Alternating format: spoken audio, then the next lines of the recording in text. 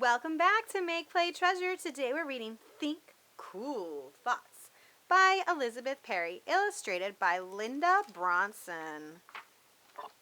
Look at that picture. One summer, in the hottest part of the summer, came a day so hot, after a week, so hot, after a month, so hot that chocolate bars melted before you could eat them, and the pavement stuck to your sneakers. When the nights came, they were even hotter than the days. Think cool thoughts, said Angel's mother. Think of snowstorms and icicles. Think of the wind blowing down from Canada across fields and fields and fields of winter. She brushed the damp hair back from Angel's forehead. Think of the coldest, deepest water in the ocean. But the ocean was too big and winter was too far away. In the thickness of the night, Angel lay on top of her sheets and imagined ice cubes, small and close. She was good at counting, so she counted while they melted in her mind, smoothing the stinky wrinkles of the sheet beneath her. 1, 2, 3, 4, 5, 6. She tried to get up to 1,000. And 1,000 ice cubes melting might make magic. She wanted to believe in magic, something, anything to end the hotness. When I was your age, said Aunt Lucy. You were 7? I was 7 and your mother was 5. We had a summer like this one. Aunt Lucy and Angel's mother were sitting in chairs by the kitchen window, talking about Aunt Lucy's hard times. It was difficult to imagine them any smaller than their own sizes, but Angel tried. She could think of them with their legs swinging, Aunt Lucy's bare toes just touching the floor, her own mother's feet swishing in the hot air. For just a moment she felt as if she were looking at an old photograph, and then it faded in her mind. That was the summer after your grandfather died, said Aunt Lucy, and it got so hot that we took our mattresses out on the roof. You slept outdoors? Aunt Lucy nodded. Angel looked over at her mother. We'll have to see, she said slowly. But her mother was smiling the smile that meant yes for special treats as long as you didn't fuss about them. So Angel smiled back on the inside and didn't say anything more about it.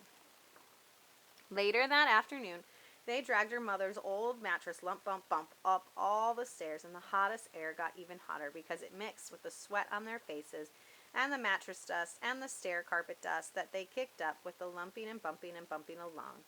Angel and her mother pushed and squeezed the mattress, and Aunt Lucy tugged and pulled the mattress up and up and up the last stairway to the roof. Pop! Thump! At last. They pushed the mattress to the middle. Phew! Angel sat down. Her mother let out a great breath and sat down beside her. We're just a little crazy. You know that, said Aunt Lucy, and she laughed, and she sat down too. Sitting between them on the mattress, Angel looked up. The sky was a different shape and bigger than the usual blue rectangle between the buildings. The roof sky was round like the sky in the park, but even closer. Angel hugged her sweaty knees, feeling the sticky mattress, dirt dribbling down inside her elbows, while her mother and Aunt Lucy brought up sheets and pillows and chairs for later. 1, 2, 3, 4, 5, 6, 7, melting ice cubes. That night, after her bath, Angel got to sleep on the roof in her underwear. 8, 9, 10. Slowly the round sky got darker and purple without letting go of any hotness. 11, 12. The wrinkles of the sheet stuck to her, and she stopped counting her ice cubes and pretended to be asleep. The grown-ups were talking, but the words were not important. Angel could hear the rhythm of a question and an answer and a question, and the beginning of another long, long story about someone she didn't know. Her mother and Aunt Lucy sat on the kitchen chairs and drank ice water. As she got sleepier and sleepier, they became giant shadows against the sky. In Angel's dreams that night, all the buildings in the city sat down on kitchen chairs to rest. They leaned together to talk in quiet voices about the stars in the sky and the little streets like threads below them. Angel was happy, and pigeons were dancing with ice cubes on every rooftop. She snuggled up in her sheet to watch. When she tried to roll over, Angel bumped against a giant bony shoulder. She tried to roll the other way and bumped into a great big warm back. The sky was gray lavender, the color of dishwater. and not dark purple anymore. Only one star was left. Angel wiggled over onto her stomach and lifted her head. Straight across the street, the windows were so pink and so gold that she knew in her heart that ice cube magic must have changed the world while everyone slept. She had to believe in it, because every edge, every speck of every brick in the building was rosy and distinct. A little breath of breeze lifted a blue curtain out of a kitchen window and let it drop back in again. It was warm between her mother and Aunt Lucy, but not hot. Not hot. Angel was ready to shout, "I'm not hot!" The air moving past her face was cool, so cool, just brushing its coolness against her cheeks and eyelashes. She whispered, "I am not hot," in the tiniest voice she had. "Humph," said the warm back. "Psh," sighed up the bony shoulder. The breeze gusted. 3 pigeons flew past with their sudden disorganized flapping, and 2 fat raindrops landed, one on Angel's head and one on her ear.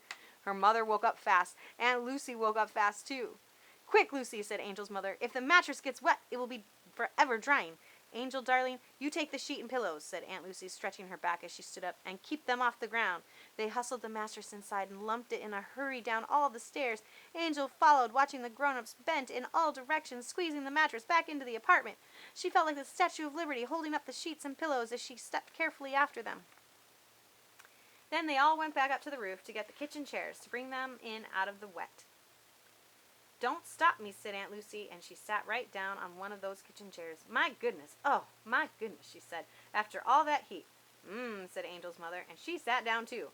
And they just let the rain wash out of the sky, right through their hair and into their faces like wet statues in their summer nightgowns. They didn't move.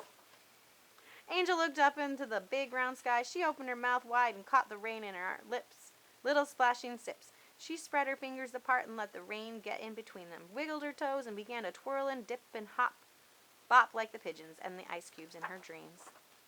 Her mother and Aunt Lucy began to laugh at Angel dancing in her underwear. The sound was wetter and cooler than the water fountain in the park. They hadn't laughed like that in the whole month Aunt Lucy had been staying with them. Angel kept on dancing and spinning as they laughed around and around and around, and then somehow the dancing and laughter brought music along with it. She began to sing. The tune was the church tune, and the words were partly her own, new words which came from inside her. "I love this rain, how sweet the sound. It falls on you and me, and on the roof and on the ground. I'm cool, I'm wet, I'm free." She sang it again, and Aunt Lucy began to sing the harmony. The rain kept coming down. Her mother was still laughing and singing a little bit too. And that was the exact moment the hottest part of that very hot summer began to end. And from that cool dancing rainy morning on, even when Angel decided she was really too big to believe in magic, any time it began to get hot at night, she counted ice cubes just to help things along. 1, 2, 3, the end. Hope you like this book, and remember to like and subscribe so you can keep up with our reading events and activities. Catch you next time on Make Play Treasure. Bye!